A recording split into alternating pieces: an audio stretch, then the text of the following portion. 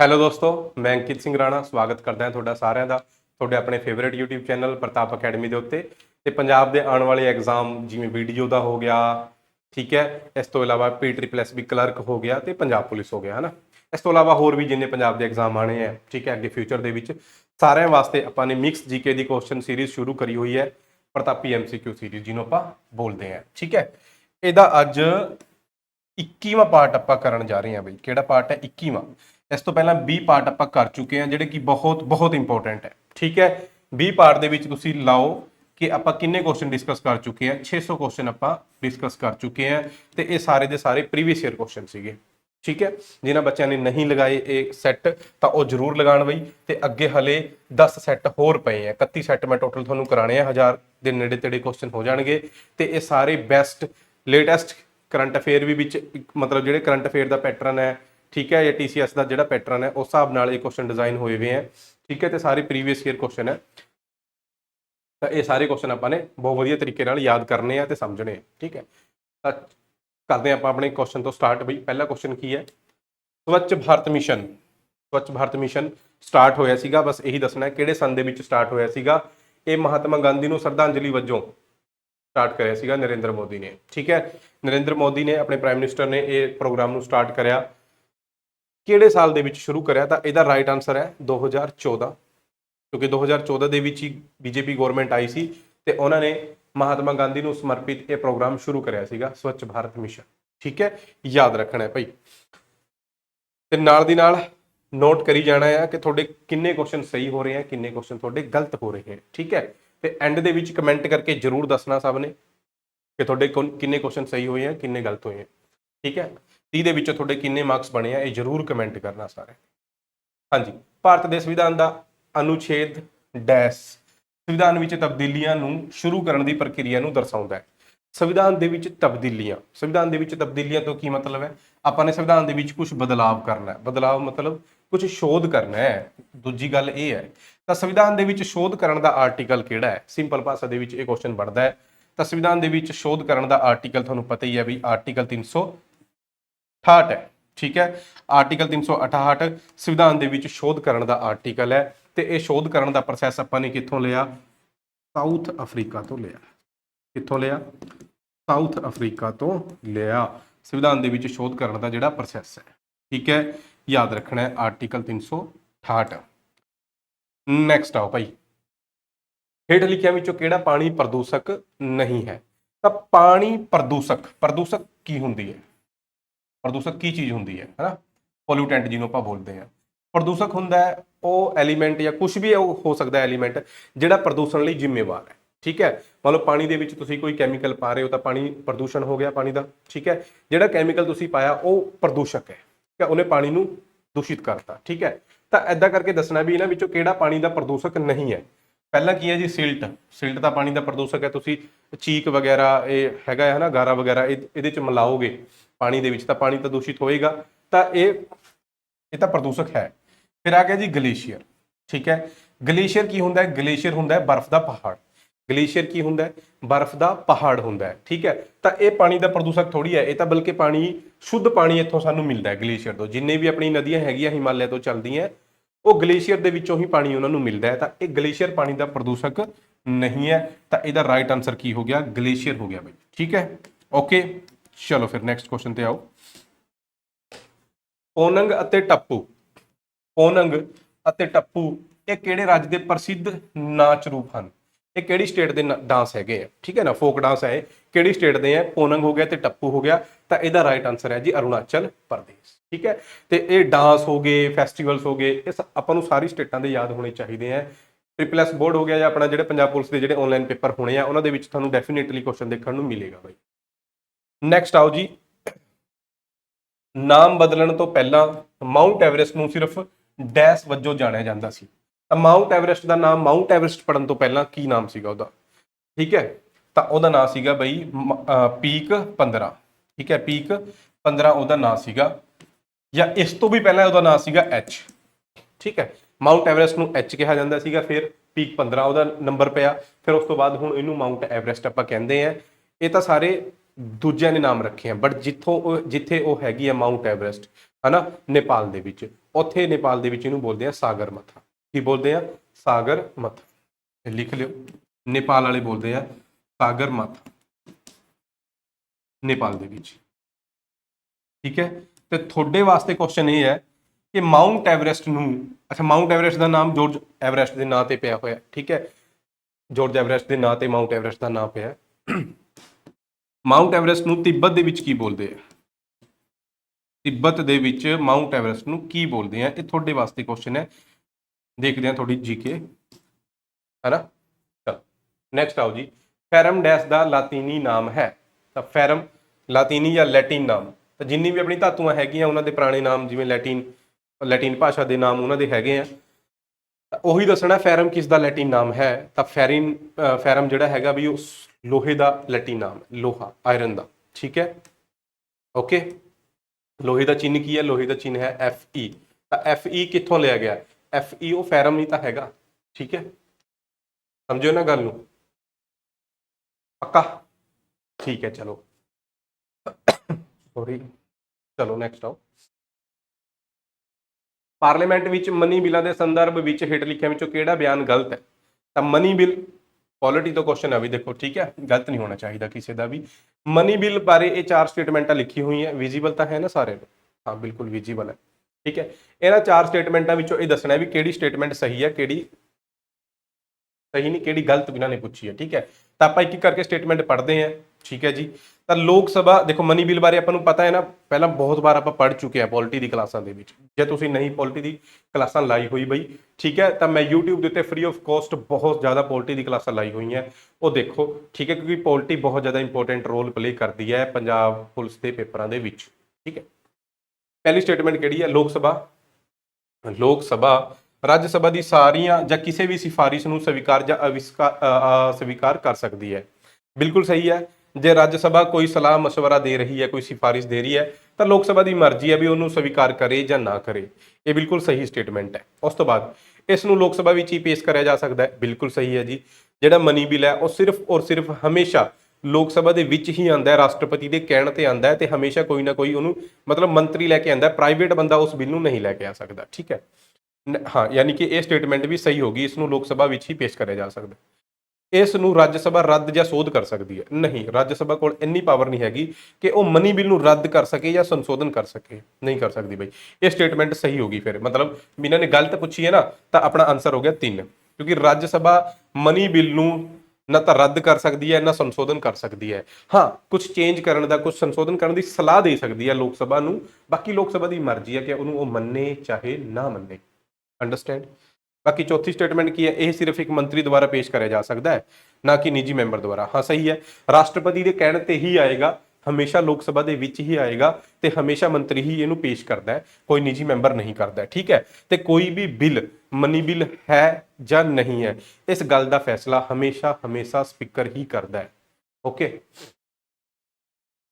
Next ਹੈ ਜੀ, ਕਾਮਯਾਨੀ ਮਹਾਕਵੀ ਦਾ ਲੇਖਕ ਇਹਨਾਂ ਵਿੱਚੋਂ ਕੌਣ ਹੈ? ਤਾਂ ਕਾਮਯਾਨੀ ਕਿਹਦੀ ਰਚਨਾ ਹੈ? ਤਾਂ ਕਾਮਯਾਨੀ ਬੁੱਕ ਹੈਗੀ ਹੈ ਜੀ ਰਚਨਾ ਜੈ ਸ਼ੰਕਰ ਪ੍ਰਸਾਦ ਦੀ। ਕਿਹਦੀ ਰਚਨਾ ਹੈ? ਜੈ ਸ਼ੰਕਰ ਪ੍ਰਸਾਦ ਦੀ ਰਚਨਾ ਹੈਗੀ ਹੈ। ਬੁੱਕਸ ਦੇ ਉੱਤੇ ਵੀ ਕੁਐਸਚਨ ਕਾਫੀ ਵਾਰ ਪੁੱਛੇ ਜਾਂਦੇ ਆ ਪੇਪਰਾਂ ਦੇ ਵਿੱਚ, ਖਾਸ ਤੌਰ ਤੇ ਜਿਹੜਾ ਟ੍ਰਿਪਲ ਬੋਰਡ ਹੈ ਜਿਹੜਾ ਇਹ ਪੁੱਛਦਾ ਹੈ। ਹਾਂਜੀ, ਹੇਠਾਂ ਦਿੱਤਿਆਂ ਵਿੱਚੋਂ ਕਿਸ ਨੇ ਦਾ ਗ੍ਰੇਟ ਗੈਟਸਬੀ ਨਾਵਲ ਹੈ ਜਿਹੜੀ ਉਹ ਲਿਖੀ ਹੈ? ਤਾਂ ਗ੍ਰੇਟ ਗੈਟਸਬੀ ਜਿਹੜੀ ਨਾਵਲ ਹੈ ਉਹ ਲਿਖੀ ਹੈ F. ਸਕੌਟ ਨੇ। ਕਿਹਨੇ ਲਿਖੀ ਹੈ? F. ਸਕੌਟ ਨੇ ਇਸ ਨਾਵਲ ਨੂੰ ਲਿਖਿਆ। ਠੀਕ ਹੈ, ਨਾਲ ਦੀ ਨਾਲ ਨੋਟ ਕਰਦੇ ਚਲੋ ਬਈ, ਐਂਡ 'ਚ ਕਮੈਂਟ ਕਰਕੇ ਦੱਸਣਾ ਸਾਰਿਆਂ ਨੇ ਕਿ ਉਹਨਾਂ ਦੇ ਕਿੰਨੇ ਨੰਬਰ ਬਣੇ ਆ 30 ਦੇ ਵਿੱਚੋਂ। ਰਾਜਾ ਅਜਾਤ ਸ਼ਤਰੂ ਕਿਹੜੇ ਵੰਸ਼ ਦਾ ਸ਼ਾਸਕ ਸੀ? ਬਿਲਕੁਲ ਸੌਖਾ ਜਿਹਾ ਕੁਐਸਚਨ ਹੈ, ਐਂਸ਼ੀਐਂਟ ਹਿਸਟਰੀ ਤੋਂ ਕੁਐਸਚਨ ਹੈ। ਠੀਕ ਹੈ, ਤੇ ਐਂਸ਼ੀਐਂਟ ਹਿਸਟਰੀ ਦੇ 500 MCQ ਇਹ ਮੈਂ YouTube ਦੇ ਉੱਤੇ ਹੀ ਕਰਾਏ ਆ, ਚੈਨਲ ਨੂੰ ਦੇਖ ਲਿਓ। ਠੀਕ ਹੈ, ਉੱਥੇ ਤੁਹਾਨੂੰ ਮਿਲ ਜਾਣਗੇ ਪ੍ਰਾਚੀਨ ਭਾਰਤ ਦੇ 500 ਪ੍ਰੀਵੀਅਸ ਈਅਰ ਕੁਐਸਚਨ ਜਿਹੜੇ ਪੁੱਛੇ ਗਏ ਆ, ਬਹੁਤ ਵਧੀਆ ਤਰੀਕੇ ਨਾਲ ਐਕਸਪਲੇਨ ਕਰਕੇ। ਸ਼ਾਇਦ 20 ਦੇ ਨੇੜੇ ਤੇੜੇ ਵੀਡੀਓ ਹੋਣਗੀਆਂ, ਉਹ ਜ਼ਰੂਰ ਦੇਖ ਲਿਓ ਜੇ ਐਂਸ਼ੀਐਂਟ ਹਿਸਟਰੀ ਦੇ ਕੁਐਸਚਨ ਕਰਨੇ ਆ। ਤਾਂ ਅਜਾਤ ਸ਼ਤਰੂ ਬਈ, ਦੇਖੋ ਮਗਧ ਜਿਹੜਾ ਹੈਗਾ ਬਿਹਾਰ ਦੇ ਵਿੱਚ, ਮਗਧ, ਠੀਕ ਹੈ, ਮਗਧ ਦਾ ਸਭ ਤੋਂ ਪ੍ਰਾਚੀਨ ਜਿਹੜਾ ਵੰਸ਼ ਹੈਗਾ ਉਹ ਹੈਗਾ ਹਰੀਅੰਕ ਵੰਸ਼। ਕਿਹੜਾ ਵੰਸ਼ ਹੈ? ਹਰੀਅੰਕ ਵੰਸ਼। ਤੇ ਹਰੀਅੰਕ ਵੰਸ਼ ਦਾ ਹੀ ਇਹ ਬਹੁਤ ਫੇਮਸ ਰਾਜਾ ਸੀਗਾ ਅਜਾਤ ਸ਼ਤਰੂ। ਆਪਣੇ ਪਿਤਾ ਨੂੰ ਮਾਰ ਕੇ ਇਹ ਗੱਦੀ, ਇਹਦੇ ਪਿਤਾ ਦਾ ਨਾਮ ਸੀਗਾ ਬਿੰਬੀਸਾਰ, ਉਹਨੂੰ ਮਾਰ ਕੇ ਇਹ ਗੱਦੀ ਤੇ ਬੈਠਾ ਸੀਗਾ ਅਜਾਤ ਸ਼ਤਰੂ। ਇਹ ਉਸ ਸਮੇਂ ਦੀ ਗੱਲਾਂ ਹੈਗੀਆਂ ਬਈ ਜਦੋਂ ਗੌਤਮ ਬੁੱਧ ਵੀ ਅਤੇ ਭਗਵਾਨ ਮਹਾਵੀਰ ਵੀ ਦੋਨੇ ਧਰਤੀ ਦੇ ਉੱਤੇ ਸੀਗੇ। ਠੀਕ ਹੈ, ਉਹਨਾਂ ਦਾ ਸਮਕਾਲੀ ਹੈ ਅਜਾਤ ਸ਼ਤਰੂ। ਠੀਕ ਹੈ, ਚਲੋ ਫਿਰ ਅੱਗੇ ਆ ਜਾਓ। ਹਰੀਅੰਕ ਵੰਸ਼। ਠੀਕ ਹੈ, ਨੈਕਸਟ ਆਓ। ਹੇਠਾਂ ਦਿੱਤੇ ਰਾਜਾਂ ਵਿੱਚੋਂ ਕਿਹੜਾ 2020 ਵਿੱਚ ਪੇਂਡੂ ਖੇਤਰਾਂ ਵਿੱਚ 100% ਨਲ ਵਾਲੇ ਪਾਣੀ ਦੀ ਸਪਲਾਈ ਕਰਨ ਵਾਲਾ ਭਾਰਤ ਦਾ ਪਹਿਲਾ ਰਾਜ ਬਣ ਚੁੱਕਿਆ ਹੈ। ਠੀਕ ਹੈ, ਮਤਲਬ ਇਹਨੇ ਇਸ ਸਟੇਟ ਨੇ ਆਪਣੇ ਹਰ ਘਰ ਦੇ ਵਿੱਚ ਨਲ ਰਾਹੀਂ, ਟੂਟੀ ਰਾਹੀਂ ਪਾਣੀ ਹੈ ਜਿਹੜਾ ਉਹ ਪਹੁੰਚਾਤਾ ਬਈ। ਇਹ ਹੈਗਾ ਆ ਸਿੰਪਲ ਜੀ, ਛੋਟੀ ਜੀ ਸਟੇਟ ਹੈ ਗੋਆ। ਠੀਕ ਹੈ, ਨੈਕਸਟ ਆਓ ਜੀ। ਹੇਠੇ ਲਿਖੀ ਪਾਰਟੀਆਂ ਵਿੱਚੋਂ ਕਿਸ ਨੇ ਬੰਗਾਲ ਵੰਡ ਦੇ ਕਦਮ ਦਾ ਸਮਰਥਨ ਕਰਿਆ ਸੀਗਾ? ਤਾਂ ਤੁਹਾਨੂੰ ਪਤਾ ਹੀ ਹੈ ਬਈ, ਮਾਡਰਨ ਹਿਸਟਰੀ ਦੇ ਵਿੱਚ ਆਪਾਂ ਪੜ੍ਹ ਕੇ ਆਏ ਹਾਂ ਕਿ 1905 ਦੇ ਵਿੱਚ 1905 ਦੇ ਵਿੱਚ ਕਰਜਨ ਸੀਗਾ, ਕਰਜਨ ਨੇ ਬੰਗਾਲ ਦਾ ਬਟਵਾਰਾ ਕਰਿਆ ਸੀਗਾ। ਬਿਲਕੁਲ ਬੇਸਿਕ ਨਿਆਣੇ ਵਾਲੀ ਗੱਲਾਂ ਹੈਗੀਆਂ, ਤੁਹਾਨੂੰ ਪਤਾ ਹੀ ਹੈ ਆਲਰੇਡੀ। ਠੀਕ ਹੈ, ਤੇ ਸਾਰੀ ਪਾਰਟੀਆਂ ਨੇ ਉਹਦਾ ਵਿਰੋਧ ਕਰਿਆ, ਬੰਗਾਲ ਦੇ ਵਿਭਾਜਨ ਦਾ, ਬੰਗਾਲ ਦੇ ਬਟਵਾਰੇ ਦਾ। ਬਟ 1906 ਦੇ ਵਿੱਚ ਇੱਕ ਪਾਰਟੀ ਬਣੀ ਸੀਗੀ, ਆਲ ਇੰਡੀਆ ਮੁਸਲਿਮ ਲੀਗ। ਉਸ ਨੇ ਇਸ ਗੱਲ ਦਾ ਸਮਰਥਨ ਕਰਿਆ ਕਿ ਹਾਂ, ਇਹ ਜਿਹੜਾ ਬਟਵਾਰਾ ਸੀਗਾ ਇਹ ਵਧੀਆ ਸੀਗਾ। ਠੀਕ ਹੈ, ਤਾਂ ਆਲ ਇੰਡੀਆ ਮੁਸਲਿਮ ਲੀਗ 1906 ਦੇ ਵਿੱਚ ਬਣੀ, ਇਸ ਨੇ ਇਸ ਗੱਲ ਦਾ ਸਮਰਥਨ ਕਰਿਆ। ਬਣਾਉਣ ਵਾਲੇ ਕੌਣ ਸੀਗੇ? ਢਾਕਾ ਦਾ ਨਵਾਬ ਸਲੀਮੁੱਲਾ ਤੇ ਆਗਾ ਖਾਨ। ਇਹ ਦੋ ਮੋਢੀ ਸੀਗੇ, ਇਸ ਤੋਂ ਇਲਾਵਾ ਹੋਰ ਬੰਦੇ ਵੀ ਸੀਗੇ ਬਾਈ। ਠੀਕ ਹੈ, ਓਕੇ, ਚਲੋ ਨੈਕਸਟ ਆਓ। ਜਿਹੜਾ ਲਾਸਟ ਈਅਰ ਬਜਟ ਗਿਆ 2021-22 ਵਾਲਾ, ਠੀਕ ਹੈ, ਉਹਦੇ ਵਿੱਚ ਜਲ ਜੀਵਨ ਮਿਸ਼ਨ ਜਿਹੜਾ ਸੀਗਾ, ਸ਼ਹਿਰਾਂ ਵਾਸਤੇ ਜਲ ਜੀਵਨ ਮਿਸ਼ਨ ਹੈ, ਉਸ ਦੇ ਅਧੀਨ ਕਿੰਨੇ ਅੰਮ੍ਰਿਤ ਸ਼ਹਿਰ ਹੈ ਜੀ? ਕਿੰਨੇ ਅੰਮ੍ਰਿਤ ਸ਼ਹਿਰ ਹੈ ਜਿਨ੍ਹਾਂ ਦੇ ਵਿੱਚ ਤਰਲ ਰਹਿੰਦ ਖੂੰਦ ਪ੍ਰਬੰਧਨ ਕੀ ਹੈ? ਜਿਹੜਾ ਬਈ ਲਿਕਵਿਡ ਵੇਸਟ ਨਿਕਲਦਾ ਸ਼ਹਿਰਾਂ ਦੇ ਵਿੱਚੋਂ, ਠੀਕ ਹੈ, ਉਹਦਾ ਮੈਨੇਜਮੈਂਟ ਕਰਨ ਦਾ ਪ੍ਰਸਤਾਵ ਹੈ। ਠੀਕ ਹੈ, ਮਤਲਬ ਕਿੰਨੇ ਅੰਮ੍ਰਿਤ ਸ਼ਹਿਰ ਹੈ ਜਿਨ੍ਹਾਂ ਦੇ ਵਿੱਚ ਜਿਹੜਾ ਉਹਨਾਂ ਦਾ ਤਰਲ ਰਹਿੰਦ ਖੂੰਦ ਨਿਕਲਦੀ ਹੈ ਉਹਦਾ ਪ੍ਰਬੰਧ ਕਰਨਗੇ, ਉਹਦਾ ਨਿਪਟਾਰਾ ਕਰਨ ਦਾ ਪ੍ਰਸਤਾਵ ਰੱਖਿਆ ਗਿਆ। ਇਹ ਲਾਸਟ 2021-22 ਦੇ ਬਜਟ ਦੀ ਗੱਲ ਹੈਗੀ ਹੈ। ਅੰਮ੍ਰਿਤ ਸ਼ਹਿਰ ਕਿਹੜੇ ਹੁੰਦੇ ਆ? ਅੰਮ੍ਰਿਤ ਸ਼ਹਿਰ ਦੀ ਫੁੱਲ ਫਾਰਮ ਇਹ ਹੈਗੀ ਹੈ ਜੀ, ਠੀਕ ਹੈ, Atal mission for rejuvenation and urban transformation. ਇਹ ਅੰਮ੍ਰਿਤ ਦੀ ਫੁੱਲ ਫਾਰਮ ਹੈ, ਇਹ ਵੀ ਯਾਦ ਰੱਖ ਲਿਓ, ਕਈ ਵਾਰ ਕੁਐਸਚਨ ਆ ਚੁੱਕਿਆ ਅੰਮ੍ਰਿਤ ਦੀ ਫੁੱਲ ਫਾਰਮ ਦੇ ਉੱਤੇ। ਤੇ ਕਿੰਨੇ ਸ਼ਹਿਰ ਹੈ? ਸ਼ਹਿਰ ਹੈਗੇ ਆ ਜੀ 500। ਸ਼ਹਿਰ ਕਿੰਨੇ ਹੈ ਜੀ? 500। ਠੀਕ ਹੈ, ਚਲੋ ਨੈਕਸਟ ਆਓ। ਇੰਡੀਆ ਵਿਨਸ ਫਰੀडम, ਇਹ ਕਿਤਾਬ ਕਿਹਨੇ ਲਿਖੀ ਹੈ? ਇੰਡੀਆ ਵਿਨਸ ਫਰੀडम ਇਹ ਲਿਖੀ ਹੈ ਆਪਣੇ ਦੇਸ਼ ਦੇ first education minister, first education minister Maulana Abul Kalam Azad.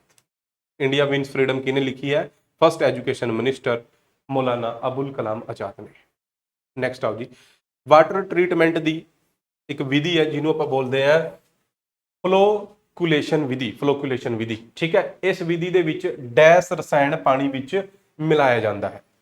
ठीक है, ये एक जिहड़ी विधि है पानी नूं साफ करन दी, ट्रीटमेंट करन दी, फ्लोकुलेशन विधि है। ये किहड़ा रसायन मिलाया जाता है? तो रसायन हुंदा बेसिकली एलूमीनियम। ठीक है, कोगुलेशन का काम करता है, एलूमीनियम सल्फेट हुंदा है, बट वो हुंदा पॉजिटिवली चार्ज। तो ऑप्शन के हिसाब नाल आपां जावांगे पॉजिटिवली चार्ज के उत्ते। ठीक है, जिहड़े भी रसायन पाए जाता है कोगुलेशन के तौर के उत्ते, मतलब जिहड़ा पानी नूं साफ करेगा वो पॉजिटिवली चार्ज होएगा। ये याद रखना है। किहड़ी विधि की गल हो रही है? गल हो रही है फ्लोकुलेशन विधि की। ठीक है, चलो नैक्सट आओ। बच्चों का मुफ्त और लाजमी सिक्ख्या का अधिकार एक्ट। ठीक है जी, बच्चों की मुफ्त और लाजमी सिक्ख्या का जिहड़ा अधिकार एक्ट है, जिन्हों आप राइट टू एजुकेशन भी बोलते हैं, सिक्ख्या का अधिकार एक्ट, ये भारत की संसद का एक्ट है। तो कदों ये लागू कराया गया सी? ये गल हैगी है 2009 की। कदों की गल है? ये गल हैगी है 2009 की। ओके, याद रखना है भाई, ये सारे एक्ट जिन्हें भी आप कर रहे हैं है ना, सॉरी, हर वीडियो के विच मैं तुहानूं हर सैट के विच तुहानूं एक अद्धा एक्ट मैं जरूर नोट करांदा, क्योंकि सब इंस्पैक्टर के पेपर के विच पहला अजिहे क्वेश्चन देखे गए हैं। रिंगवार्म पैदा करने के लिए हेठ लिखी उल्लियां विचों किहड़ी जिम्मेवार है? तो रिंगवार्म, दाद खाज खुजली हो जाती है जिहड़ी बई है ना, रिंगवार्म हो जाते हैं। ठीक है, उन्हां वास्ते किहड़ी फंगस जिम्मेवार है? क्योंकि उस बीमारी नूं जिहड़ी दाद खाज खुजली है उस बीमारी वास्ते कौन जिम्मेवार हुंदा है? फंगस हुंदी है, उल्ली। तो ये फंगस भी, ये उल्ली भी कई तरह की हुंदी है। तो क्वेश्चन यही है, किहड़ी उल्ली जिम्मेवार है रिंगवार्म वास्ते? तो इहदा राइट आंसर हैगा जी माइक्रोस्पोरम। ठीक है, माइक्रोस्पोरम ये रिंगवर्म वास्ते जिम्मेवार है। ठीक है, याद रखना है। चलो फिर नैक्सट आ जाओ क्वेश्चन के उत्ते। ਕਿਸ ਨੂੰ ਇਹ ਨਿਰਦੇਸ਼ ਦੇਣ ਦਾ ਅਧਿਕਾਰ ਹੈ ਕਿ ਸੰਸਦ ਦਾ ਕੋਈ ਐਕਟ ਕਿਸੇ ਰਾਜ ਦੇ ਅਨੁਸੂਚਿਤ ਖੇਤਰ ਤੇ ਲਾਗੂ ਨਹੀਂ ਹੁੰਦਾ, ਠੀਕ ਹੈ, ਜਾਂ ਵਿਸ਼ੇਸ਼ ਸੋਧਾਂ ਅਤੇ ਅਪਵਾਦਾਂ ਨਾਲ ਲਾਗੂ ਹੁੰਦਾ ਹੈ। ਤਾਂ ਕਿਹਦੇ ਕੋਲ ਇਹ ਪਾਵਰ ਹੈ ਬਈ, ਕਿਹਦੇ ਕੋਲ ਇਹ ਪਾਵਰ ਹੈ ਕਿ ਸੰਸਦ ਦਾ ਜੇ ਕੋਈ ਵੀ ਐਕਟ ਬਣਾਇਆ ਗਿਆ ਉਹ ਉਸ ਸਟੇਟ ਦੇ ਅਨੁਸੂਚਿਤ ਖੇਤਰ ਕਿਹੜੇ ਹੁੰਦੇ ਆ ਬਈ, ਸ਼ਡਿਊਲਡ ਏਰੀਏ, ਜਿਹੜੇ ਨੋਟੀਫਾਈ ਕਰੇ ਹੁੰਦੇ ਆ ਕਿ ਇਹ ਸ਼ਡਿਊਲ ਏਰੀਆ ਹੈਗਾ ਆ, ਹਨਾ, ਜਿੱਥੇ ਸ਼ਡਿਊਲ ਟ੍ਰਾਈਬ ਵਗੈਰਾ ਰਹਿੰਦੀ ਹੈ, ਸ਼ਡਿਊਲ ਏਰੀਏ ਦੇ ਉੱਤੇ ਸੰਸਦ ਦਾ ਕੋਈ ਵੀ ਕਾਨੂੰਨ ਲਾਗੂ ਹੋਏਗਾ ਜਾਂ ਨਹੀਂ ਹੋਏਗਾ।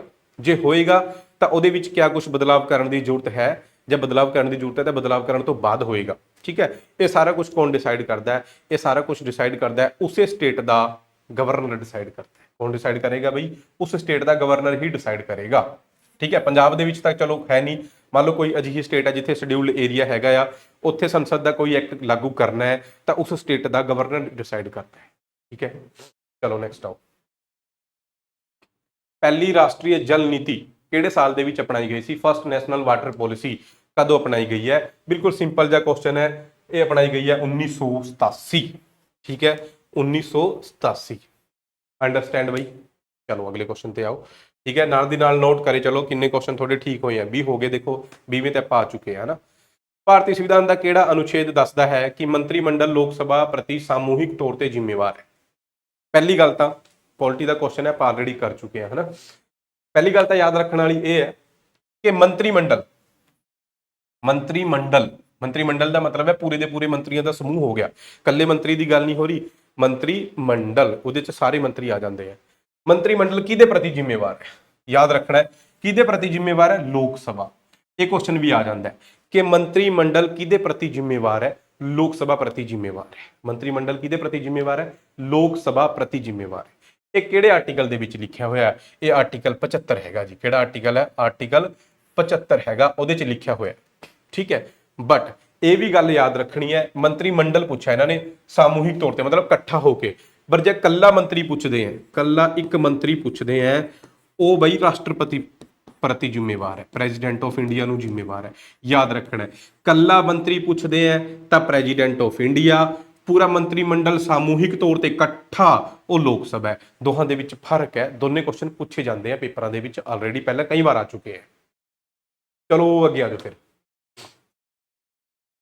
ਹੇਠਾਂ ਲਿਖੀ ਗੈਸਾਂ ਵਿੱਚੋਂ ਕਿਹੜੀ ਗੈਸ ਪ੍ਰਕਾਸ਼ ਸੰਸਲੇਸ਼ਣ ਲਈ ਪੌਦਿਆਂ ਦੁਆਰਾ ਮੁੱਖ ਤੌਰ ਤੇ ਵਰਤੀ ਜਾਂਦੀ ਹੈ? ਤਾਂ ਪੌਦੇ ਤੁਹਾਨੂੰ ਪਤਾ ਹੈ ਵੀ ਪ੍ਰਕਾਸ਼ ਸੰਸਲੇਸ਼ਣ ਕਰਦੇ ਆ, ਧੁੱਪ ਦੀ ਰੋਸ਼ਨੀ, ਸੂਰਜ ਦੀ ਧੁੱਪ ਦੇ ਵਿੱਚ, ਮਤਲਬ ਹਨਾ, ਆਪਣਾ ਖਾਣਾ ਖੁਦ ਬਣਾਉਂਦੇ ਆ, ਠੀਕ ਹੈ। ਉਹਦੇ ਵਾਸਤੇ ਉਹਨਾਂ ਨੂੰ ਇੱਕ ਗੈਸ ਵੀ ਚਾਹੀਦੀ ਹੈ। ਤਾਂ ਗੈਸ ਕਿਹੜੀ ਹੈ? ਗੈਸ ਹੈਗੀ ਹੈ ਕਾਰਬਨ ਡਾਈਆਕਸਾਈਡ। ਸਿੰਪਲ ਜੀ ਗੱਲ ਹੈ, ਬਚਪਨ ਤੋਂ ਪੜ੍ਹਦੇ ਆ ਰਹੇ ਆਪਾਂ ਕਿ ਪੇੜ ਪੌਦੇ ਕਾਰਬਨ ਡਾਈਆਕਸਾਈਡ ਲੈਂਦੇ ਆ ਜੀ, ਆਕਸੀਜਨ ਛੱਡਦੇ ਆ। ਇਨਸਾਨ ਆਕਸੀਜਨ ਲੈਂਦਾ ਹੈ, ਕਾਰਬਨ ਡਾਈਆਕਸਾਈਡ ਛੱਡਦਾ ਹੈ, ਬਚਪਨ ਤੋਂ ਪੜ੍ਹਦੇ ਆ ਰਹੇ ਆ। ਸਿੰਪਲ ਜਿਹਾ ਕੁਐਸਚਨ ਹੈ, ਠੀਕ ਹੈ। ਅੱਗੇ ਕਰਾਂਗੇ ਬਈ, ਉਸ ਤੋਂ ਪਹਿਲਾਂ ਸਿੰਪਲ ਜੀ 2-4 ਗੱਲਾਂ ਤੁਸੀਂ ਸੁਣੋ। ਇੱਕ ਤਾਂ ਆਪਾਂ ਆਪਣੀ ਐਪ ਡਾਊਨਲੋਡ ਕਰ ਲਓ ਬਈ, ਪ੍ਰਤਾਪ ਅਕੈਡਮੀ ਦੇ ਨਾਂ ਤੋਂ। ਕਿਹੜੀ ਐਪ ਆਪਣੀ? ਇਹ ਐਪ ਹੈਗੀ ਹੈ, ਪਲੇ ਸਟੋਰ ਤੇ ਜਾਓ ਤੇ ਇਹ ਐਪ ਆਪਣੀ ਹੈਗੀ ਹੈ ਪ੍ਰਤਾਪ ਅਕੈਡਮੀ, ਠੀਕ ਹੈ। ਇਸ ਐਪ ਨੂੰ ਡਾਊਨਲੋਡ ਕਰ ਲਓ। ਇੱਕ ਤਾਂ ਹਰ ਸੰਡੇ ਫ੍ਰੀ ਟੈਸਟ ਹੁੰਦਾ ਹੈ, ਠੀਕ ਹੈ, ਉਹ ਤੁਸੀਂ ਟੈਸਟ ਦੇ ਸਕਦੇ ਹੋ, ਕੁਝ ਵੀ ਪੇ ਕਰਨ ਦੀ ਜ਼ਰੂਰਤ ਨਹੀਂ ਹੈਗੀ, ਫ੍ਰੀ ਟੈਸਟ ਤੁਸੀਂ ਦੇ ਸਕਦੇ ਹੋ, ਠੀਕ ਹੈ। ਆਈਫੋਨ ਯੂਜ਼ ਕਰਦੇ ਹੋ ਤਾਂ ਮਾਈ ਇੰਸਟੀਟਿਊਟ ਐਪ ਡਾਊਨਲੋਡ ਕਰ ਲਓ, ਮਾਈ ਇੰਸਟੀਟਿਊਟ ਐਪ ਡਾਊਨਲੋਡ ਕਰ ਲਓ, ਠੀਕ ਹੈ। ਉਸ ਤੋਂ ਇਲਾਵਾ ਇਹ 2 ਨੰਬਰ ਹੈਗੇ ਆ ਅਕੈਡਮੀ ਦੇ, ਠੀਕ ਹੈ, ਇਹਨਾਂ ਦੇ ਉੱਤੇ ਕੰਟੈਕਟ ਕਰ ਸਕਦੇ ਹੋ। ਇਹ ਸੁਪਰ ਇੰਪੋਰਟੈਂਟ ਹੈ, ਪ੍ਰਤਾਪ ਅਕੈਡਮੀ ਦਾ ਟੈਲੀਗ੍ਰਾਮ ਚੈਨਲ। ਸਾਰੀ ਕਲਾਸਾਂ ਦੇ ਲਿੰਕ, ਜੋ ਵੀ ਆਪਾਂ ਨੇ ਬੱਚਿਆਂ ਨਾਲ ਗੱਲਬਾਤ ਸ਼ੇਅਰ ਕਰਨੀ ਹੈ, ਕੁਝ ਵੀ ਹੈ ਨਾ, ਸਾਰਾ ਕੁਝ ਆਪਾਂ ਟੈਲੀਗ੍ਰਾਮ ਤੇ ਹੀ ਕਰਦੇ ਹਾਂ। ਤਾਂ ਇਹ ਟੈਲੀਗ੍ਰਾਮ ਚੈਨਲ ਜ਼ਰੂਰ ਜੁਆਇਨ ਕਰ ਲਿਓ, ਠੀਕ ਹੈ ਜੀ। ਇੰਸਟਾਗ੍ਰਾਮ ਵੀ ਹੈਗਾ, ਜੇ ਇੰਸਟਾਗ੍ਰਾਮ ਯੂਜ਼ ਕਰਦੇ ਤਾਂ ਉਹ ਵੀ ਕਰ ਲਿਓ। ਐਪ ਦੇ ਉੱਤੇ ਚੱਲਦੇ ਆ ਸਾਰੇ ਪੇਪਰਾਂ ਵਾਸਤੇ ਕੋਰਸ, ਠੀਕ ਹੈ। ਤੁਸੀਂ ਇਕੱਲਾ ਮੈਥ ਪੜ੍ਹਨਾ ਹੈ, ਮੈਥ ਦਾ ਕੋਰਸ ਹੈਗਾ ਆ, ਤੇ ਮੈਥ ਦੀ ਕਲਾਸਾਂ YouTube ਦੇ ਉੱਤੇ ਆਲਰੇਡੀ ਪਈਆਂ, ਠੀਕ ਹੈ। ਜੇ ਤੁਹਾਨੂੰ ਪੜਾਉਣ ਦਾ ਵੇ ਦੇਖਣਾ ਹੈ ਤਾਂ ਇਹਨਾਂ ਤੋਂ ਵਧੀਆ ਪੰਜਾਬ ਦੇ ਵਿੱਚ ਕੋਈ ਹੈਗਾ ਵੀ ਨਹੀਂ, ਠੀਕ ਹੈ ਨਾ। ਦੀਪ ਸਰ ਜਿਹੋ ਜਿਹਾ ਮੈਥ ਰੀਜ਼ਨਿੰਗ ਕਰਾ ਰਹੇ ਹੈ, ਠੀਕ ਹੈ, ਤਾਂ ਮੇਰੀ ਗਾਰੰਟੀ ਹੈ ਬਈ, ਠੀਕ ਹੈ, ਜੇ ਤੁਸੀਂ ਉਹ ਕਰ ਲਓਗੇ ਜੋ ਇਹਨਾਂ ਨੇ ਕਰਾਇਆ, ਕੁਐਸਚਨ ਵੀ ਉਹ ਕਰ ਲਓਗੇ, ਕੋਈ ਬੁੱਕ ਵੀ ਨਾ ਫੋਲੋ ਕਰਿਓ, ਤੁਹਾਡਾ ਮੈਥ ਦਾ ਇੱਕ ਵੀ ਕੁਐਸਚਨ ਪੇਪਰ ਦੇ ਵਿੱਚ ਬਾਹਰੋਂ ਨਹੀਂ ਆਏਗਾ, ਠੀਕ ਹੈ। ਇਹ ਮੇਰੀ ਗਾਰੰਟੀ ਹੈ, ਠੀਕ ਹੈ ਜੀ। ਤਾਂ ਇਹਨਾਂ ਦੀ ਜੋ ਵੀ ਫੀਸ ਹੈ, ਪਹਿਲਾਂ ਤਾਂ ਤੁਸੀਂ ਇਹਨਾਂ ਦੀ ਕਲਾਸਾਂ ਲਗਾਓ, YouTube ਦੇ ਉੱਤੇ ਪਈਆਂ, ਠੀਕ ਹੈ। ਜੇ ਤੁਹਾਨੂੰ ਵਧੀਆ ਲੱਗਦੀਆਂ, ਪਹਿਲਾਂ ਸਾਰੇ ਚੈਨਲਾਂ ਤੋਂ ਲਗਾਓ, ਸਿੰਪਲ ਜੀ ਗੱਲ ਹੈ। ਆਪਣੇ ਚੈਨਲ ਤੇ ਬਾਅਦ ਚ ਲਗਾਓ, ਪਹਿਲਾਂ ਸਾਰੇ ਚੈਨਲਾਂ ਦੇ ਉੱਤੇ ਮੈਥ ਦੀ ਕਲਾਸਾਂ ਲਗਾਓ, ਠੀਕ ਹੈ, ਬਿਲਕੁਲ ਆਰਡਰ ਦੇ ਵਿੱਚ, ਸਾਰੇ ਚੈਨਲਾਂ ਤੇ ਜਿੰਨੀ ਵੀ ਅਕੈਡਮੀ ਹੈਗੀ ਹੈ ਪੰਜਾਬ ਦੀ। ਫਿਰ ਸਾਡੇ ਚੈਨਲ ਤੇ ਆ ਕੇ ਮੈਥ ਦੀ ਕਲਾਸਾਂ ਲਗਾਓ, ਫਿਰ ਆਪ ਡਿਸਾਈਡ ਕਰੋ ਕਿ ਕਿਹਨਾਂ ਦਾ ਮੈਥ ਵਧੀਆ ਹੈ, ਠੀਕ ਹੈ। ਫਿਰ ਜੇ ਤੁਹਾਨੂੰ ਵਧੀਆ ਲੱਗਦਾ ਫਿਰ ਆਪਣਾ ਬੈਚ ਲਓ, ਤੇ ਬੈਚ ਦੀ ਜੋ ਵੀ ਫੀਸ ਹੈ ਉਹਦੇ 'ਚ ਤੁਹਾਨੂੰ 30% ਦਾ ਆਫ ਮਿਲ ਜਾਏਗਾ ਜੇ ਇਹ ਵਾਲਾ ਕੂਪਨ ਯੂਜ਼ ਕਰੋਗੇ ASR30। ਠੀਕ ਹੈ, ASR30 ਇਹ ਕੂਪਨ ਹੈ, ਇਹ ਯੂਜ਼ ਕਰਿਓ, ਤੁਹਾਨੂੰ 30% ਆਫ ਮਿਲ ਜਾਏਗਾ। ਇਹ ਬੈਚ ਸਿਰਫ ਔਰ ਸਿਰਫ ਤੁਹਾਨੂੰ 1000 ਰੁਪਏ ਤੱਕ ਦਾ ਪੈ ਜਾਏਗਾ। ਸਾਰੀ PDF ਸਾਰੇ ਪ੍ਰੈਕਟਿਸ ਸੈੱਟ ਤੁਹਾਨੂੰ ਇਹਦੇ 'ਚ ਮਿਲ ਜਾਣਗੇ। ਠੀਕ ਹੈ, ਵਿਦ ਵੀਡੀਓ ਸੋਲੂਸ਼ਨ। ਠੀਕ ਹੈ, ਬਾਕੀ ਪੰਜਾਬ ਪੁਲਿਸ ਦਾ ਬੈਚ ਹੈਗਾ ਜੀ, ਵੀਡੀਓ ਵਾਸਤੇ ਸਪੈਸ਼ਲ ਬੈਚ ਹੈ, ਜੋ ਇਹਦੇ 'ਚ ਕਰਾਇਆ ਬਸ ਉਹੀ ਕਰਨਾ ਹੈ, ਫालतू ਕੁਝ ਵੀ ਨਹੀਂ ਕਰਨਾ। ਤੇ ਕੱਲੀ GS ਦਾ ਬੈਚ ਵੀ ਹੈਗਾ ਬਈ। ਓਕੇ, ਚਲੋ ਫਿਰ ਨੈਕਸਟ ਕੁਐਸਚਨ ਤੇ। ਇੰਡੀਅਨ ਨੈਸ਼ਨਲ ਕਾਂਗਰਸ ਨੇ ਆਪਣੇ 1927 ਦਾ ਇਹਨਾਂ ਦਾ ਸੈਸ਼ਨ ਹੋਇਆ ਸੀਗਾ ਬਈ। ਉਹ ਸੈਸ਼ਨ ਦੇ ਵਿੱਚ ਇਹਨਾਂ ਨੇ ਫੈਸਲਾ ਲਿਆ ਕਿ ਸਾਈਮਨ ਕਮਿਸ਼ਨ ਜਿਹੜਾ ਨੈਕਸਟ ਈਅਰ ਆਏਗਾ 1928 ਦੇ ਵਿੱਚ, ਹਨਾ, ਉਹਦਾ ਇਹ ਬਾਈਕਾਟ ਕਰਨਗੇ। ਠੀਕ ਹੈ, ਇਹ ਫੈਸਲਾ ਇਹਨਾਂ ਨੇ ਲਿਆ ਮਦਰਾਸ ਸੈਸ਼ਨ ਦੇ ਵਿੱਚ। ਕਦੋਂ ਲਿਆ? ਮਦਰਾਸ ਸੈਸ਼ਨ ਦੇ ਵਿੱਚ ਲਿਆ। ਠੀਕ ਹੈ, ਦੇਖੋ ਤੁਹਾਨੂੰ ਪਤਾ ਹੈ ਜਿਹੜਾ ਸਾਈਮਨ ਕਮਿਸ਼ਨ ਹੈ ਉਹਨੇ 1929 ਦੇ ਵਿੱਚ ਆਣਾ ਸੀਗਾ, ਬਟ 1929 ਦੇ ਵਿੱਚ ਇਲੈਕਸ਼ਨ ਹੋਣ ਕਰਕੇ ਜਾਂ ਉੱਥੋਂ ਦੀ ਰਾਜਨੀਤੀ ਕਰਕੇ 2 ਸਾਲ ਪਹਿਲਾਂ ਹੀ ਉਹਦੀ ਅਨਾਉਂਸਮੈਂਟ ਹੋ ਗਈ 1927 ਦੇ ਵਿੱਚ। ਤੇ ਸਾਈਮਨ ਕਮਿਸ਼ਨ ਜਦੋਂ ਇੰਡੀਆ ਆਇਆ 1928 ਦੀ ਗੱਲ ਹੈ, 1928 ਦੇ ਵਿੱਚ ਸਾਈਮਨ ਕਮਿਸ਼ਨ ਇੰਡੀਆ ਆਇਆ, 2 ਵਾਰ ਆਇਆ ਸੀਗਾ। ਠੀਕ ਹੈ, ਸਾਈਮਨ ਕਮਿਸ਼ਨ ਦੇ ਵਿੱਚ 7 ਮੈਂਬਰ ਸੀਗੇ। ਕਿੰਨੇ? 7। ਬਿਲਕੁਲ ਬੇਸਿਕ ਕੁਐਸਚਨ ਹੈ। ਤੇ ਇਹਦਾ ਚੇਅਰਮੈਨ ਕੌਣ ਸੀਗਾ? John Simon. ਇਸੇ ਕਰਕੇ ਇਹਨੂੰ ਆਪਾਂ ਸਾਈਮਨ ਕਮਿਸ਼ਨ ਬੋਲਦੇ ਆ। ਠੀਕ ਹੈ, ਇੱਥੇ ਦੇ ਰਾਜਨੀਤਿਕ ਸੁਧਾਰਾਂ ਵਾਸਤੇ ਇਹਨਾਂ ਵਾਸਤੇ ਇਹ ਆਇਆ ਸੀਗਾ। ਉਸ ਟਾਈਮ ਆਪਣਾ ਸੈਕਟਰੀ ਸੀਗਾ ਬ੍ਰੇਕਨ ਹੈਡ। ਠੀਕ ਹੈ, ਇਹ ਸਾਰੀ ਗੱਲਾਂ ਹੈਗੀਆਂ। ਤਾਂ ਕਾਂਗਰਸ ਨੇ ਬਾਈਕਾਟ ਕਰਨ ਦਾ ਫੈਸਲਾ ਲਿਆ ਬਈ। 1927 ਦੇ ਵਿੱਚ ਉਹਨਾਂ ਦਾ ਸੈਸ਼ਨ ਸੀਗਾ ਮਦਰਾਸ ਦਾ। ਚੇਅਰਮੈਨ ਤੁਸੀਂ ਦੱਸੋਗੇ ਜਿਹੜਾ ਮਦਰਾਸ ਦਾ ਇਹਨਾਂ ਦਾ ਸੈਸ਼ਨ ਸੀਗਾ, ਉੱਥੇ ਚੇਅਰਮੈਨ ਕੌਣ ਸੀਗਾ? ਚਲੋ ਮੈਂ ਹੀ ਦੱਸਦਾ, ਡਾਕਟਰ ਅੰਸਾਰੀ ਸੀਗਾ। ਡਾਕਟਰ ਅੰਸਾਰੀ। ਠੀਕ ਹੈ, ਅੰਸਾਰੀ, ਡਾਕਟਰ ਅੰਸਾਰੀ ਕਾਂਗਰਸ ਦਾ ਉਸ ਟਾਈਮ ਚੇਅਰਮੈਨ ਸੀਗਾ। ਉੱਥੇ ਫੈਸਲਾ ਲਿਆ ਗਿਆ ਮਦਰਾਸ ਦੇ ਵਿੱਚ, ਜਿਹਨੂੰ ਅੱਜ ਕੱਲ੍ਹ ਆਪਾਂ ਚੇਨਈ ਬੋਲਦੇ ਆ, ਕਿ ਆਪਾਂ ਬਈ ਇਹਦਾ ਬਾਈਕਾਟ ਕਰਾਂਗੇ, ਕਾਂਗਰਸ ਵਾਲੇ ਇਹਦਾ ਬਾਈਕਾਟ ਕਰਾਂਗੇ ਸਾਈਮਨ ਕਮਿਸ਼ਨ ਦਾ। ਚਲੋ ਨੈਕਸਟ ਆਓ। ਕਿਸੇ ਪਦਾਰਥ ਦੀ ਸਥਿਤੀ ਨੂੰ ਬਦਲਣ ਲਈ ਲੋੜੀਂਦੀ ਤਾਪ ਊਰਜਾ ਨੂੰ ਕੀ ਕਿਹਾ ਜਾਂਦਾ ਹੈ? ਕਿਸੇ ਵੀ ਪਦਾਰਥ, ਕੋਈ ਵੀ ਮੈਟਰ ਹੋ ਗਿਆ ਜੀ, ਉਹਦੀ ਆਪਾਂ ਨੇ ਸਥਿਤੀ ਬਦਲਣੀ ਹੈ। ਸਥਿਤੀ ਮਤਲਬ ਸਟੇਟ ਬਦਲਣੀ ਹੈ। ਮੰਨ ਲਓ ਤੁਹਾਡੇ ਕੋਲ ਕੋਈ ਚੀਜ਼ ਇਹ ਸੋਲਿਡ ਹੋ ਗਈ, ਠੋਸ ਹੋ ਗਈ ਕੋਈ ਚੀਜ਼, ਤੁਹਾਡੇ ਕੋਲ ਕੀ ਚੀਜ਼ ਹੋ ਗਈ? ਠੋਸ। ਇਹਦੀ ਤੁਸੀਂ ਅਵਸਥਾ ਬਦਲਣੀ ਹੈ। ਠੀਕ ਹੈ ਜੀ, ਸਥਿਤੀ ਬਦਲਣੀ ਹੈ। ਓਕੇ, ਸਟੇਟ ਬਦਲਣੀ ਹੈ ਇਹਦੀ। ਠੋਸ ਨੂੰ ਤੁਸੀਂ ਕੀ ਕਰਨਾ ਹੈ? ਤਰਲ ਕਰਨਾ ਹੈ। ਕੀ ਕਰਨਾ ਹੈ? ਤਰਲ। ਮੈਂ ਹਿੰਦੀ ਚ ਲਿਖਣ ਲੱਗਿਆ ਸੀਗਾ, ਤਰਲ ਕਰਨਾ ਹੈ ਬਈ। ਠੀਕ ਹੈ, ਲਿਓ ਪੰਗਲਾਣਾ ਤੁਸੀਂ ਉਹਨੂੰ ਏਦਾਂ। ਠੀਕ ਹੈ, ਤਾਂ ਕੋਈ ਨਾ ਕੋਈ એનર્ਜੀ ਤਾਂ ਲੱਗੇਗੀ, ਕੋਈ ਨਾ ਕੋਈ ਤਾਪ ਤਾਂ ਚਾਹੀਦਾ, ਕੋਈ ਨਾ ਕੋਈ ਟੈਂਪਰੇਚਰ ਤਾਂ ਚਾਹੀਦਾ ਹੈ। ਠੀਕ ਹੈ, ਪਿਘਲਾਉਣ ਵਾਸਤੇ। ਮੰਨ ਲਓ ਪਲਾਸਟਿਕ ਤੁਹਾਡੇ ਕੋਲ ਹੈ, ਤੁਸੀਂ ਹੀਟ ਦਿਓਗੇ, ਤਾਪ ਦਿਓਗੇ ਤਾਂ ਹੀ ਤਾਂ ਪਿਘਲੇਗਾ। ਜੇ ਪਿਘਲ ਗਿਆ ਤਾਂ ਅਵਸਥਾ ਚੇਂਜ ਹੋਗੀ ਨਾ। ਜਿੰਨਾ ਤਾਪ ਚਾਹੀਦਾ, ਉਹ ਜਿਹੜਾ ਤਾਪ એનર્ਜੀ ਲੱਗੀ ਹੈ, ਉਸ ਤਾਪ ਜਾਂ ਉਸ એનર્ਜੀ ਨੂੰ ਆਪਾਂ ਕੀ ਕਹਾਂਗੇ? ਜਿੰਨੀ ਲੱਗੀ ਹੈ ਉਹ ਹੁੰਦੀ ਹੈ ਲੇਟੈਂਟ ਹੀਟ। ਕਿਹੜੀ ਹੁੰਦੀ ਹੈ? ਲੇਟੈਂਟ ਹੀਟ ਹੁੰਦੀ ਹੈ। ਯਾਦ ਰੱਖਣਾ, ਸਾਇੰਸ ਦੇ ਕੁਐਸਚਨ ਹੈ। ਓਕੇ, ਚਲੋ ਗਿਆ ਆਜਾ ਭਾਈ। ਹਾਂ, ਮਹਿੰਗਾਈ ਦਾ ਉਹ ਮਾਪ ਕੀ ਹੈ ਜੋ ਕਿ ਅਸਥਿਰ ਕੀਮਤਾਂ ਦਾ ਸਾਹਮਣਾ ਕਰਨ ਵਾਲੀ ਚੀਜ਼ਾਂ ਨੂੰ ਬਾਹਰ ਰੱਖਦਾ ਹੈ? ਦੇਖੋ, ਮਹਿੰਗਾਈ ਨੂੰ ਨਾਪਣ ਦੇ ਅਲੱਗ-ਅਲੱਗ ਤਰੀਕੇ ਹੈ। ਠੀਕ ਹੈ, ਅਲੱਗ-ਅਲੱਗ ਆਪਾਂ ਯੂਜ਼ ਕਰਦੇ ਹਾਂ ਮੈਥਡ। ਠੀਕ ਹੈ, ਤਾਂ ਇੱਕ ਮੈਥਡ ਅਜਿਹਾ ਹੁੰਦਾ ਹੈ ਜਿਹਦੇ ਚ ਆਪਾਂ ਬਈ ਉਹ ਚੀਜ਼ਾਂ ਨੂੰ ਬਾਹਰ ਰੱਖਦੇ ਹਾਂ ਜਿਨ੍ਹਾਂ ਦੀ ਕੀਮਤ ਹੈ ਜਿਹੜੀ ਅਸਥਿਰ ਰਹਿੰਦੀ ਹੈ, ਕੋਈ ਫਿਕਸ ਨਹੀਂ ਹੈ। ਠੀਕ ਹੈ, ਜਿਵੇਂ ਸਬਜ਼ੀਆਂ ਵਗੈਰਾ ਹੋ ਗਈਆਂ, ਹਨਾ, ਖਾਦ ਪਦਾਰਥ ਜਿਹੜੇ ਮੇਨ ਹੋ ਗਏ ਖਾਣ ਪੀਣ ਵਾਲੇ, ਸਬਜ਼ੀਆਂ ਵਗੈਰਾ, ਤਾਂ ਇਹਨਾਂ ਨੂੰ ਆਪਾਂ ਬਾਹਰ ਹੀ ਰੱਖਦੇ ਹਾਂ ਕਿਉਂਕਿ ਇਹਨਾਂ ਦੇ ਰੇਟ ਕਈ ਵਾਰ, ਜਿਵੇਂ ਪਿਆਜ਼ ਹੋ ਗਿਆ ਨਾ, ਸ਼ੋਰਟੇਜ ਹੋਗੀ ਤਾਂ ਪਿਆਜ਼ ਦਾ ਰੇਟ ਬਹੁਤ ਉੱਪਰ ਚਲੇ ਜਾਏਗਾ, ਟਮਾਟਰ ਦਾ ਰੇਟ ਵੱਧ ਜਾਏਗਾ, ਆਲੂ ਦਾ, ਇਦਾਂ ਹੁੰਦਾ ਰਹਿੰਦਾ। ਤਾਂ ਇਹ ਜਿਹੜੇ ਫੂਡ ਆਈਟਮਸ ਵਗੈਰਾ ਹੁੰਦੀਆਂ, ਇਹਨਾਂ ਨੂੰ ਆਪਾਂ ਬਾਹਰ ਹੀ ਰੱਖਦੇ ਹਾਂ ਤੇ ਫਿਰ ਮਹਿੰਗਾਈ ਨੂੰ ਨਾਪਿਆ ਜਾਂਦਾ। ਇਹਨੂੰ ਆਪਾਂ ਬੋਲਦੇ ਹਾਂ ਕੋਰ ਇਨਫਲੇਸ਼ਨ। ਕੀ ਬੋਲਦੇ ਆ? ਕੋਰ ਇਨਫਲੇਸ਼ਨ ਬੋਲਦੇ ਆ। ਓਕੇ ਬਈ, ਯਾਦ ਰੱਖਣਾ। ਨੈਕਸਟ ਹੈ ਜੀ, ਭਾਰਤ ਦੀ ਸੁਪਰੀਮ ਕੋਰਟ ਨੇ ਹੇਠ ਲਿਖਿਆਂ ਵਿੱਚੋਂ ਕਿਹੜੇ ਮਾਮਲਿਆਂ ਵਿੱਚ ਕਿਹਾ ਕਿ ਪ੍ਰਸਤਾਵਨਾ ਸੰਵਿਧਾਨ ਦਾ ਹਿੱਸਾ ਨਹੀਂ ਹੈ? ਪੋਲਿਟੀ ਦਾ ਕੁਐਸਚਨ ਹੈ। ਠੀਕ ਹੈ, ਤੇ ਤੁਹਾਨੂੰ ਪਤਾ ਹੈ ਪੋਲਿਟੀ ਦਾ ਕੁਐਸਚਨ ਤਾਂ ਗਲਤ ਹੋਣ ਦਾ ਮਤਲਬ ਬਣਦਾ ਨਹੀਂ ਤੁਹਾਡਾ, ਜੇ ਤੁਸੀਂ ਪੜ੍ਹ ਰਹੇ ਹੋ ਪ੍ਰਤਾਪ ਅਕੈਡਮੀ ਤੋਂ, ਹਨਾ। ਪ੍ਰਸਤਾਵਨਾ ਵੀ ਦਾ ਪੀਪਲ ਆਫ ਇੰਡੀਆ ਤੋਂ ਸ਼ੁਰੂ ਹੁੰਦੀ ਹੈ ਜਿੱਥੋਂ, ਹਨਾ। ਤਾਂ ਪ੍ਰਸਤਾਵਨਾ ਨੂੰ ਲੈ ਕੇ ਸਟਾਰਟਿੰਗ ਤੋਂ ਹੀ ਡਿਬੇਟ ਰਹੀ ਹੈ, ਇਸ਼ੂ ਰਿਹਾ ਕਿ ਇਹਨੂੰ ਆਪਾਂ ਚੇਂਜ ਕਰ ਸਕਦੇ ਹਾਂ ਜਾਂ ਨਹੀਂ ਕਰ ਸਕਦੇ ਹਾਂ। ਸੁਪਰੀਮ ਕੋਰਟ ਦੇ ਵਿੱਚ ਜਦੋਂ ਕੇਸ ਸੀਗਾ ਤਾਂ ਉੱਥੇ ਬੈਰੂਬਰੀ ਯੂਨੀਅਨ ਕੇਸ ਸੀਗਾ ਇੱਕ, 1960 ਦੀ ਗੱਲ ਹੈ। ਕਿਹੜੇ? 1960 ਦੀ। ਉੱਥੇ ਸੁਪਰੀਮ ਕੋਰਟ ਨੇ ਕਿਹਾ, ਇਸ ਕੇਸ ਦੇ ਵਿੱਚ ਸਟੇਟਮੈਂਟ ਆਈ ਹੈ ਕਿ ਆਪਾਂ ਪ੍ਰਿੰਸੀਪਲ ਨੂੰ ਚੇਂਜ ਨਹੀਂ ਕਰ ਸਕਦੇ ਬਈ। ਠੀਕ ਹੈ, ਬੈਰੂਬਰੀ ਯੂਨੀਅਨ ਕੇਸ, ਇਸ ਕੇਸ ਦੇ ਵਿੱਚ ਸਟੇਟਮੈਂਟ ਕੀ ਸੀ ਕਿ ਆਪਾਂ ਇਹਨੂੰ ਚੇਂਜ ਨਹੀਂ ਕਰ ਸਕਦੇ। ਬਟ 1973 ਦੀ ਗੱਲ ਹੈ। ਕਿਹੜੇ ਸਨ ਦੀ? 1973 ਦੀ ਗੱਲ ਹੈ ਬਈ। ਕੇਸ਼ਵਾਨੰਦ ਭਾਰਤੀ ਕੇਸ ਦੇ ਵਿੱਚ ਸੁਪਰੀਮ ਕੋਰਟ ਨੇ ਕਿਹਾ ਕਿ ਆਪਾਂ ਚੇਂਜ ਕਰ ਸਕਦੇ ਹਾਂ। ਤਾਂ ਆਪਾਂ ਨੂੰ ਦੋਨੇ ਹੀ ਯਾਦ ਰੱਖਣੇ ਆ, ਕਿਹੜੇ ਕੇਸ ਦੇ ਵਿੱਚ ਕਿਹਾ ਕਿ ਚੇਂਜ ਕਰ ਸਕਦੇ ਆ, ਕਿਹੜੇ ਕੇਸ 'ਚ ਕਿਹਾ ਕਿ ਆਪਾਂ ਨਹੀਂ ਕਰ ਸਕਦੇ।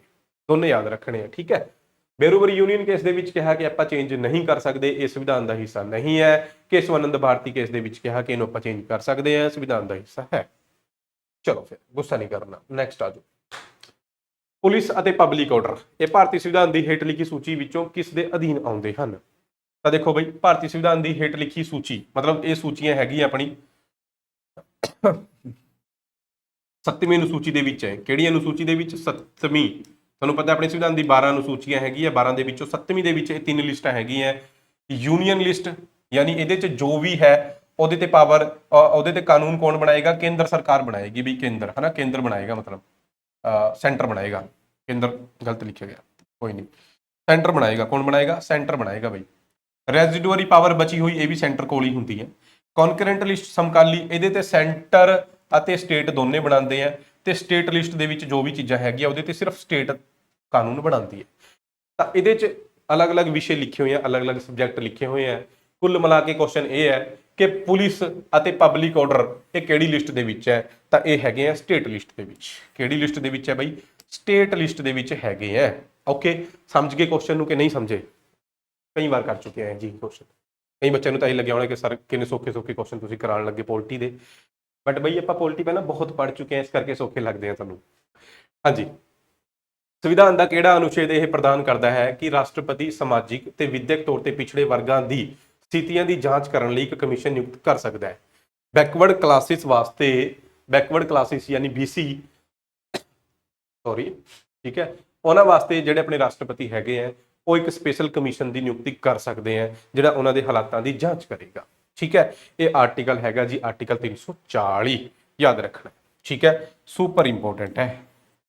ਠੀਕ ਹੈ, ਓਕੇ। ਤੇ BC ਤੋਂ ਇਲਾਵਾ ਬਈ SC ਵੀ ਯਾਦ ਰੱਖਣਾ ਹੈ ਤੁਸੀਂ, ST ਵੀ ਯਾਦ ਰੱਖਣਾ ਹੈ। ਵੈਸੇ ਤਾਂ ਮੈਂ ਆਲਰੇਡੀ ਪੋਲਿਟੀ ਦੀ ਕਲਾਸਾਂ 'ਚ ਕਰਾ ਚੁੱਕਿਆ, ਬਟ ਜੇ ਤੁਹਾਡੇ ਯਾਦ ਨਹੀਂ ਹੈ ਤਾਂ ਜਾਓ ਆਪਣੇ ਨੋਟਸ ਛਾਨ ਮਾਰੋ, ਹੈ ਨਾ, ਨੋਟਸਾਂ ਦੇ ਵਿੱਚ ਜਾ ਕੇ ਦੇਖੋ ਕਿੱਥੇ ਲਿਖਿਆ ਹੋਇਆ ਤੁਸੀਂ ਕਿ SC ਵਾਸਤੇ ਵੀ ਸਪੈਸ਼ਲ ਕਮਿਸ਼ਨ ਬਣਾ ਸਕਦੇ ਆ, ST ਵਾਸਤੇ ਵੀ, ਤੇ ਘੁੰਮ ਫਿਰ ਕੇ ਆ ਕੇ ਕਮੈਂਟ ਕਰਕੇ ਜਾਇਓ। ਠੀਕ ਹੈ, ਓਕੇ। ਚਲੋ ਨੈਕਸਟ ਆਓ ਜੀ। 1953 ਦੀ ਗੱਲ ਹੈ, ਭਾਰਤ ਦੀ ਕੇਂਦਰ ਸਰਕਾਰ ਦੁਆਰਾ ਗਠਿਤ ਪੂਰਨ ਰਾਜ ਪੁਨਰਗਠਨ ਕਮਿਸ਼ਨ, ਰਾਜ ਪੁਨਰਗਠਨ ਸਟੇਟ ਰੀਆਰਗੇਨਾਈਜੇਸ਼ਨ ਦੀ ਗੱਲ ਹੈ। ਠੀਕ ਹੈ, ਇਹਦਾ ਚੇਅਰਮੈਨ ਕੌਣ ਸੀ? ਤਾਂ 1953, ਜਿਨ੍ਹਾਂ ਬੱਚਿਆਂ ਨੂੰ ਨਹੀਂ ਪਤਾ ਬਈ, ਦੇਖੋ 1953 ਤੱਕ ਦੇਸ਼ ਦੇ ਹਾਲਾਤ ਇਹੋ ਜਿਹੇ ਸੀਗੇ ਵੀ ਲੈਂਗੁਏਜ ਦੇ ਆਧਾਰ ਦੇ ਉੱਤੇ ਬਹੁਤ ਜਿਹੀ ਸਟੇਟਾਂ ਦੀ ਡਿਮਾਂਡ ਹੋਈ ਵੀ ਸੀਗੀ। ਸਾਊਥ ਦੇ ਵਿੱਚ ਕੰਡੀਸ਼ਨ ਬਹੁਤ ਜ਼ਿਆਦਾ ਵਿਗੜ ਚੁੱਕੀ ਸੀ, ਤਾਂ ਸਾਊਥ ਦੇ ਵਿੱਚ ਮਦਰਾਸ ਦੇ ਵਿੱਚੋਂ ਆਂਧਰਾ ਪ੍ਰਦੇਸ਼ ਨੂੰ ਅਲੱਗ ਕਰਕੇ ਬਣਾਇਆ ਗਿਆ ਇੱਕ ਨਵਾਂ ਸਟੇਟ ਆਂਧਰਾ ਪ੍ਰਦੇਸ਼। ਠੀਕ ਹੈ, ਤੇਲਗੂ ਭਾਸ਼ਾ ਦੇ ਆਧਾਰ ਤੇ ਆਪਾਂ ਪੜ੍ਹ ਚੁੱਕੇ ਹਾਂ, 1953 ਦੀ ਗੱਲ ਹੈ। ਉਸ ਤੋਂ ਬਾਅਦ ਫਿਰ ਸਰਕਾਰ ਨੇ ਕੀ ਕਰਿਆ, ਇੱਕ ਕਮਿਸ਼ਨ ਬਣਾਇਆ, ਰਾਜ ਪੁਨਰਗਠਨ ਕਮਿਸ਼ਨ। ਰਾਜ ਪੁਨਰਗਠਨ ਕਮਿਸ਼ਨ ਬਣਾਇਆ, ਇਹਦੇ 'ਚ 3 ਮੈਂਬਰ ਸੀਗੇ। ਕਿੰਨੇ? 3 ਮੈਂਬਰ। ਇਹਨਾਂ ਨੂੰ ਕਿਹਾ ਵੀ, ਹੈਨਾ, ਇਹਨਾਂ ਨੂੰ ਕਿਹਾ ਵੀ ਤੁਸੀਂ ਦੱਸੋ, ਹੈਨਾ, ਵੀ ਕਿੱਦਾਂ ਦੁਬਾਰਾ ਰੀਆਰਗੇਨਾਈਜ਼ ਕਰਨਾ। ਇਹਨੂੰ ਆਪਾਂ ਫਜ਼ਲ ਅਲੀ ਕਮਿਸ਼ਨ ਵੀ ਬੋਲਦੇ ਹਾਂ। ਕੀ ਬੋਲਦੇ ਹਾਂ? ਫਜ਼ਲ ਅਲੀ। ਤਾਂ ਇਹਦਾ ਚੇਅਰਮੈਨ ਕੌਣ ਸੀਗਾ? ਫਜ਼ਲ ਅਲੀ ਸੀਗਾ। ਸਮਝਿਓ ਨਾ, ਕੁਐਸਚਨ ਇਹੀ ਹੈ ਕਿ ਰਾਜ ਪੁਨਰਗਠਨ ਕਮਿਸ਼ਨ, ਰਾਜ ਪੁਨਰਗਠਨ ਆਯੋਗ ਦਾ ਚੇਅਰਮੈਨ ਕੌਣ ਸੀਗਾ? ਫਜ਼ਲ ਅਲੀ। ਇਹਦੇ 'ਚ 3 ਮੈਂਬਰ ਸੀਗੇ, ਚੇਅਰਮੈਨ ਸੀਗਾ ਫਜ਼ਲ ਅਲੀ, ਇਸ ਤੋਂ ਇਲਾਵਾ KM ਪਾਨੀਕਰ ਤੇ HN ਕੁੰਜਰੂ। ਇਹ 3 ਮੈਂਬਰ ਸੀਗੇ ਟੋਟਲ। KM ਪਾਨੀਕਰ, HN ਕੁੰਜਰੂ ਤੇ ਫਜ਼ਲ ਅਲੀ। ਫਜ਼ਲ ਅਲੀ ਸੀਗਾ ਚੇਅਰਮੈਨ। ਓਕੇ, ਚਲੋ ਫਿਰ ਨੈਕਸਟ ਆ ਜਾਓ ਭਾਈ। ਵੱਧ ਤੋਂ ਵੱਧ ਮਿਆਦ ਕਿੰਨੀ ਹੈ ਵੀ ਜਿਸ ਲਈ ਕਿਸੇ ਵੀ ਵਿਅਕਤੀ ਨੂੰ ਰਾਸ਼ਟਰੀ ਸੁਰੱਖਿਆ ਐਕਟ ਦੇ ਅਧੀਨ ਕਿਸੇ ਪੁਸ਼ਟੀ ਕੀਤੇ ਨਜ਼ਰਬੰਦੀ ਆਦੇਸ਼ ਅਨੁਸਾਰ ਨਜ਼ਰਬੰਦ ਕੀਤਾ ਜਾ ਸਕਦਾ ਹੈ? ਨਜ਼ਰਬੰਦ ਮਤਲਬ ਬਈ ਡਿਟੇਨ ਕਰਨਾ। ਕ੍ਰਾਈਮ ਤੋਂ ਪਹਿਲਾਂ ਹੀ ਬੰਦੇ ਨੂੰ ਅਰੈਸਟ ਕਰ ਲੈਂਦੇ ਆ, ਜਾਂ ਫਿਰ ਕੋਈ ਹਾਲਾਤ ਨਾ ਵਿਗੜੇ, ਹੈ ਨਾ, ਉਹਨੂੰ ਬੰਦੇ ਨੂੰ ਪਹਿਲਾਂ ਹੀ ਅਰੈਸਟ ਕਰ ਲਿਆ ਜਾਂਦਾ ਹੈ। ਰਾਸ਼ਟਰੀ ਸੁਰੱਖਿਆ ਦਾ ਮਾਮਲਾ ਜਦੋਂ ਹੁੰਦਾ ਹੈ, ਠੀਕ ਹੈ, ਉਹਨੂੰ ਡਿਟੇਨ ਕਰਨਾ ਬੋਲਦੇ ਆ।